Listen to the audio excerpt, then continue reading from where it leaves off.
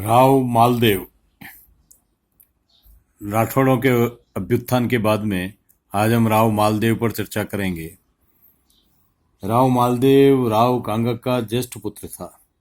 राव मालदेव का जन्म 5 सितंबर 1511 ईस्वी को हुआ था। उसकी माता सिरोही के शासक जगमाल की पुत्री थी। अपने पिता के समय में ही मालदेव ने अनेक सैनिक अभियानों में भाग लिया और अपने युद्ध कौशल का प्रदर्शन किया। उसने 1527 ईस्वी में खानवा के युद्ध में भी बाबर की सेनाओं का वीरतापूर्वक मुकाबला किया था। राव गंगा की मृत्यु के बाद 1532 ईस्वी में मालदेव मारवाड़ की गद्दी पर बैठा। पंडित रेवू जी के अनुसार राव गंगा अफीम की पीनक में झपकी लेने के कारण अपने महल की खिड़की से गिरकर इस दुनिया से चल बसा। परंतु कई इतिहासकारों का मानना है, जिनमें रघुवीर सिंह ओझा, श्यामल दास ने मालदेव को अपने पिता का हत्यारा माना है और ये माना है कि मालदेव ने अपने पिता को धक्का देकर के झरोखे से गिरा दिया था। इस घटना से मालदेव का संबंध जोड़ा जाता है। जोधपुर राज्य की ख्यात में भी गंगा को झरोखे से मालदेव के द्वारा गिराना स्पष्ट रूप से लिखा हुआ है। मालदेव की तत्कालीन परिस्थितियां। यद्यपि मालदेव को अपने पिता से उत्तराधिकार के रूप में केवल जोधपुर और सोजत के 2 परगने ही मिले थे, परंतु अनुकूल परिस्थितियां का लाभ उठाकर मालदेव ने मारवाड़ राज्य की सीमाओं का विस्तार किया और अपने राज्य को उत्तरी भारत का एक शक्तिशाली राज्य स्थापित कर दिया। इस समय हुमायूं दिल्ली की गद्दी पर बैठा था। उसने दृढ़ निश्चय, दूरदर्शिता, युद्ध कौशल का अभाव था। उसे 1530 से 1540 ईस्वी के मध्य बहादुर शाह और शेर शाह के विरुद्ध निरंतर संघर्ष करना पड़ा और अंत में सिंहासन से हाथ धोना पड़ा। अतः हुमायूं को मारवाड़ की ओर ध्यान देने का अवसर ही न मिला। राणा सांगा की पराजय और मृत्यु के पश्चात मेवाड़ राज्य की शक्ति भी क्षीण हो गई थी। इसके अतिरिक्त राणा सांगा की मृत्यु के पश्चात उसके उत्तराधिकारियों में मेवाड़ की गद्दी को प्राप्त करने के लिए उत्तराधिकार का संघर्ष और रक्तपात आदि के कारण मेवाड़ में अशांति और अराजकता फैली हुई थी।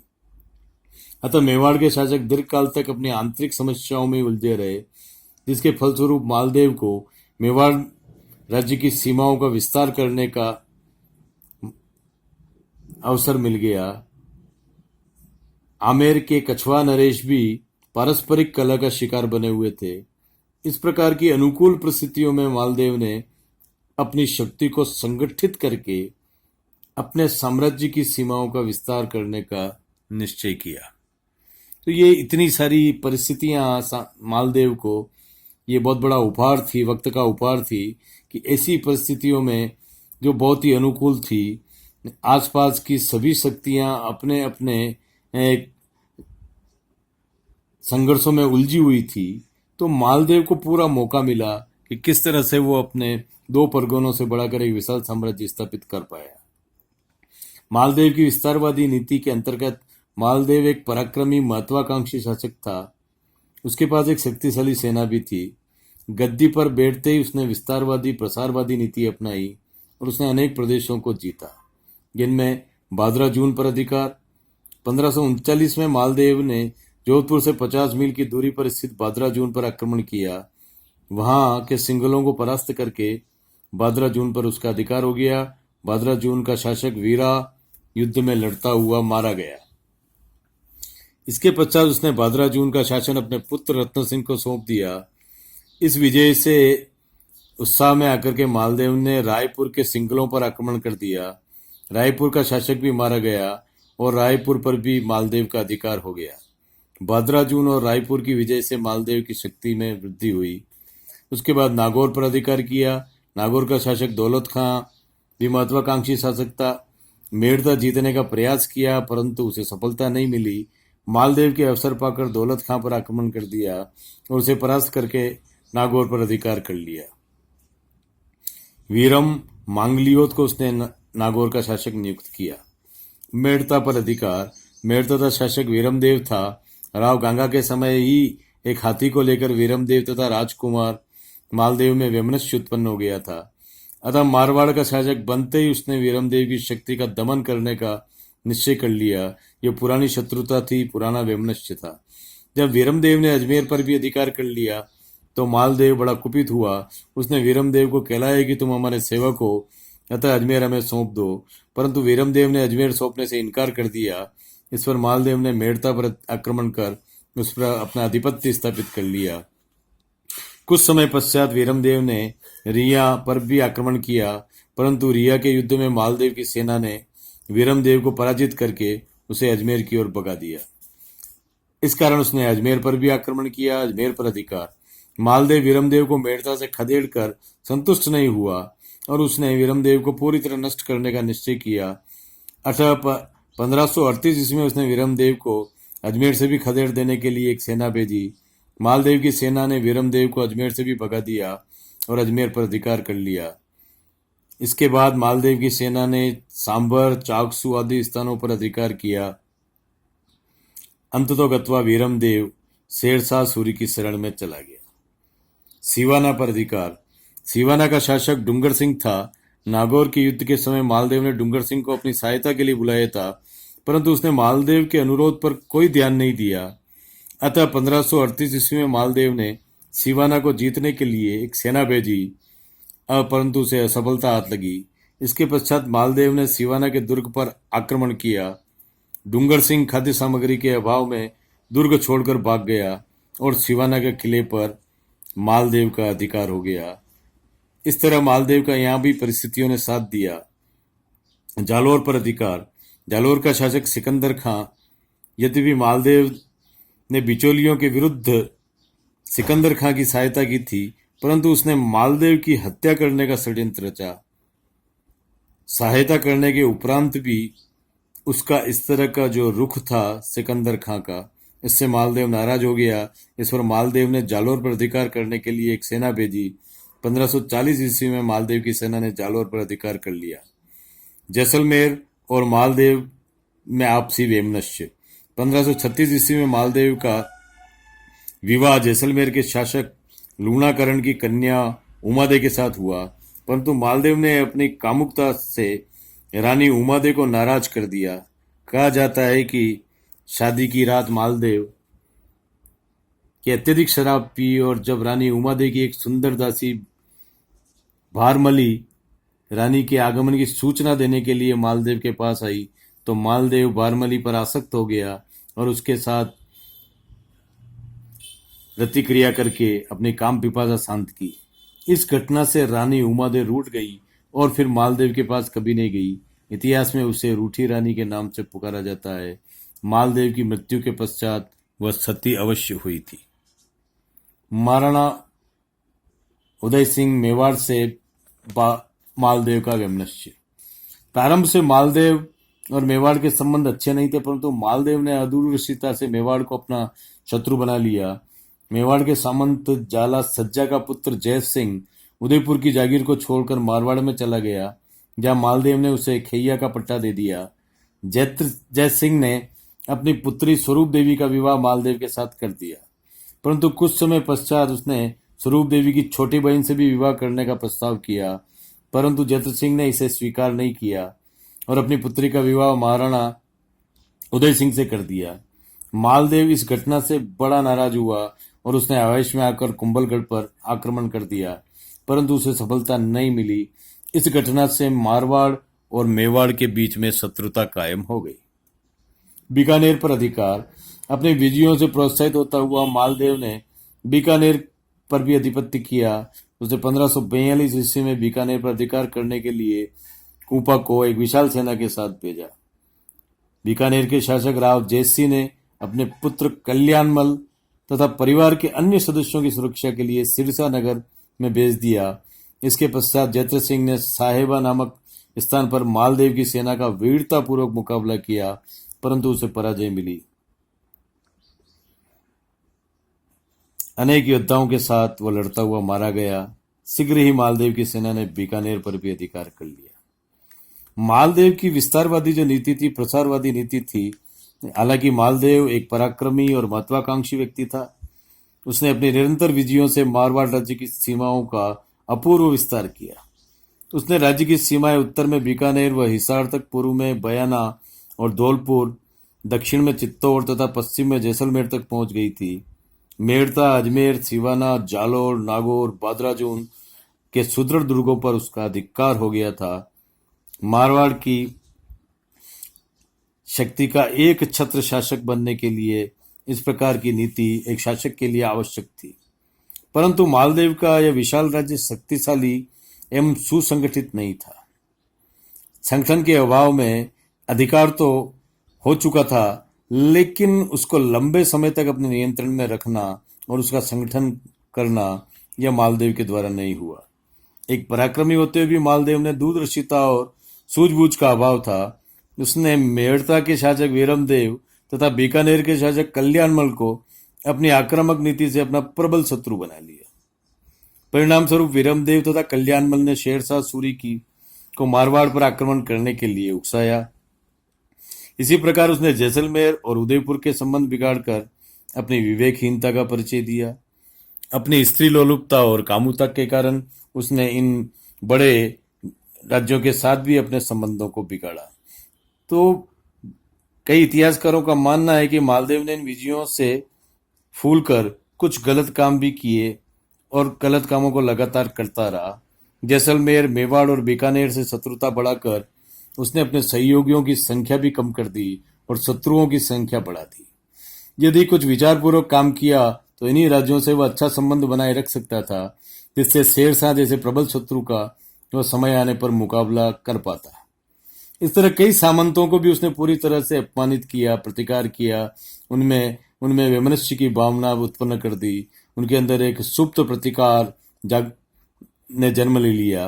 वीरम और कल्याण मेड़ता और बीकानेर को क्रमशः अपने हाथ से निकलना सहन न कर सके। वे किसी प्रकार शेरशाह के दरबार में गए और उन्होंने पृथक राज्य को वापस प्राप्त करने के अधिकार के लिए वे मालदेव के खिलाफ एक संगठन बनाने लगे।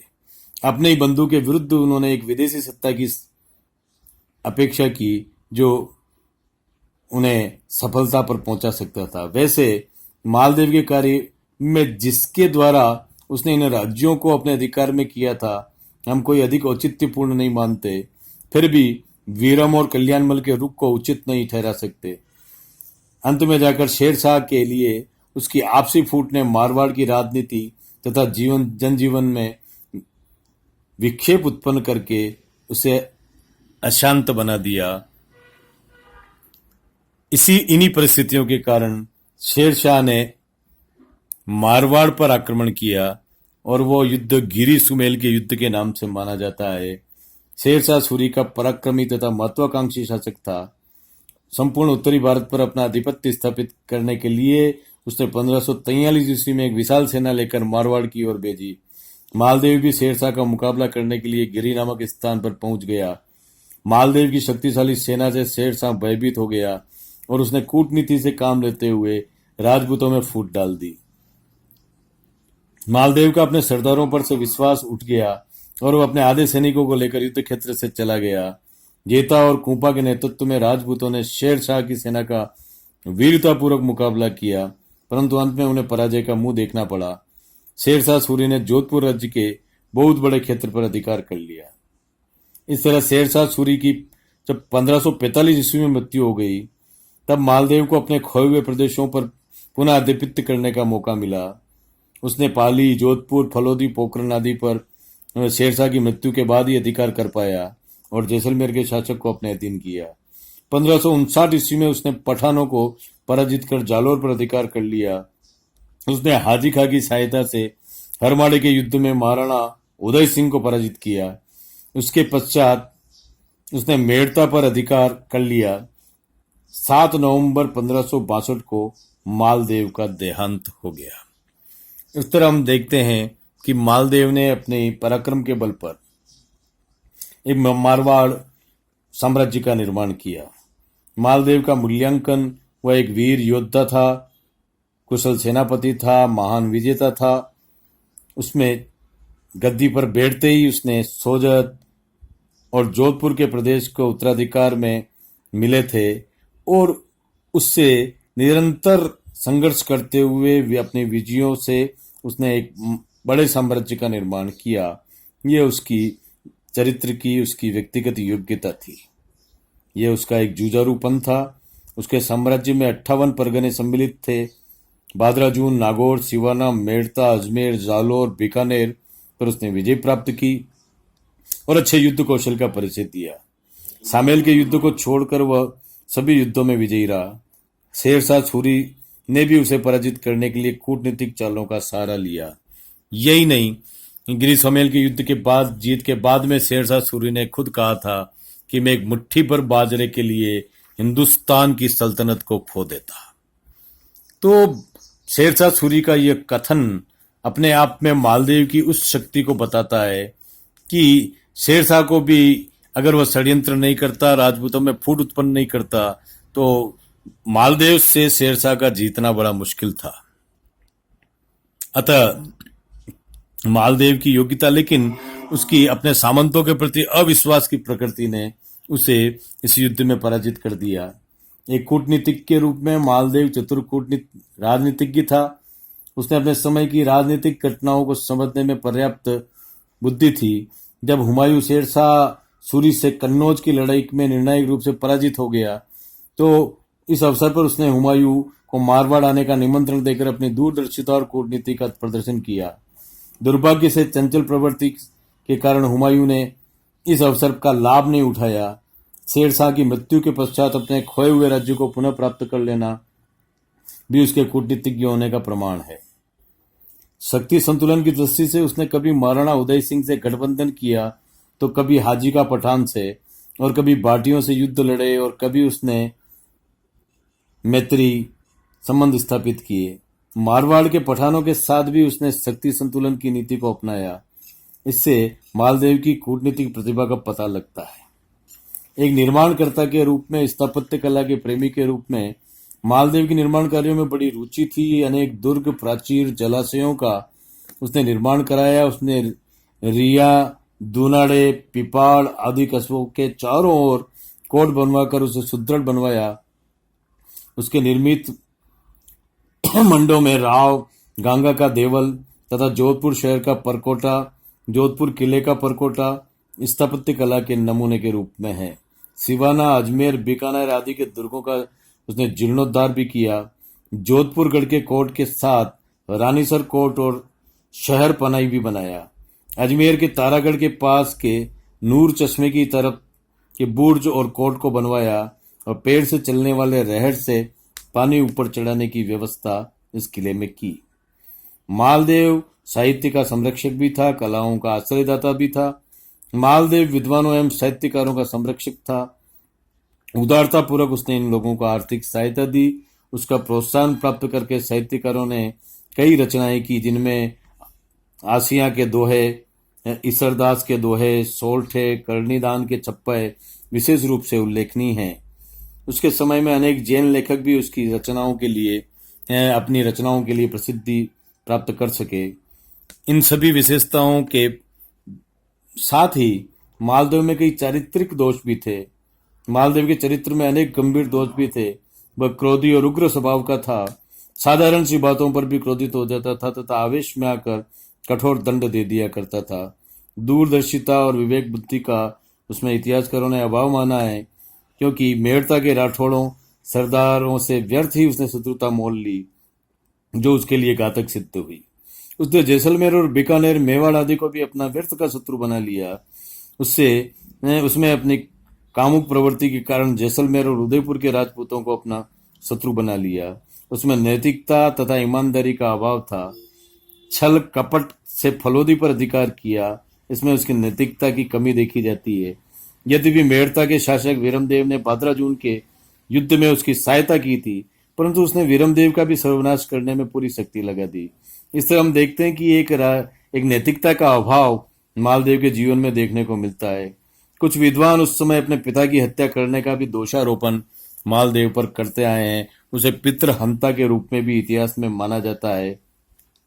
ये पितृहंता का आरोप लगना भी यह सिद्ध करता है कि मालदेव के व्यक्तित्व में कई दोष थे, कि उसके पितृहंता का आरोप लगा और शामिल के अवसर पर उसका व्यवहार बड़ा निंदनीय था। अपने जेता और कुंपा जैसे स्वामी भक्त सरदारों के प्रति भी अविश्वास की भावना रखते हुए युद्ध क्षेत्र से चले जाना यह बताता है कि वह उसका बड़ा अविश्वासी प्रकृति का स्वभाव था। मालदेव अपने अलावा किसी अन्य पर विश्वास नहीं करता था, चाहे वह उसका कितना ही हितैषी हो, और इसी कारण से उसको गिरी सिमल के युद्ध में पराजित भी होना पड़ा। इन अवगुणों के होते हुए भी मालदेव शासनकाल बहुत महत्वपूर्ण माना जाता है। मारवाड़ राज्य को शक्तिशाली बनाने में, अपने प्रतिद्वंदियों को नतमस्तक कराने में, अब मारवाड़ की सीमाओं का विस्तार करने में उसका बहुत बड़ा योगदान है। समकालीन जो अनेक कवि हुए हैं, जैन ग्रंथ जो हैं, अनेक चारण कवियों ने मालदेव की सूरवीरता का, दान प्रियता का, उसकी प्रजावत्सलता की प्रशंसा की है। उसकी विशेषताओं को लेकर फारसी इतिहासकारों ने भी अपने प्रशंसा करते हुए अबुल फजल लिखता है कि मालदेव भारत के शक्तिशाली राजाओं में एक था। निजामुद्दीन लिखता है मालदेव हिंदुस्तान के शक्तिशाली जमींदारों में से था और उस युग में हिंदू सामंतों में शक्ति और फौज में उसकी तुलना का कोई नहीं था। उसके झंडे के नीचे 50,000 राजपूत थे। इस तरह फारसी स्रोतों में उसकी वीरता को लेकर के, उसके अद्भुत विशाल साम्राज्य के निर्माणकर्ता के रूप में उसकी प्रशंसा की गई है। लेकिन यह एक इतिहास का बहुत बड़ा सत्य है कि मालदेव एक योग्य शासक होते हुए भी, कुशल सेनानायक होते हुए भी, उसने अपने ही क्षेत्र में, अपने आसपास के क्षेत्र में, अपने स्वभाव के कारण उसने अपने अनेक शत्रु उत्पन्न कर दिए थे और उन अनेक शत्रुओं के कारण ही मालदेव का जो पतन है वो हमें देखने को मिलता है। मालदेव जैसे योग्य शासक का मारवाड़ के इतिहास में एक अभूतपूर्व योगदान माना जाता है।